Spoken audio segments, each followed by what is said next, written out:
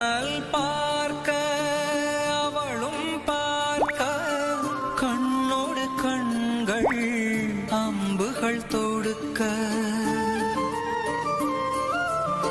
நிலை நில்லாது உணர்வுகள் ஒன்றிட ஒருவரை ஒருவர் உள்ளம் ஈர்த்திட வரிசிலை அண்ணல் வாழ்விழி நங்கை இருவரின் இதயமும் ஒன்றாய் கலந்தன.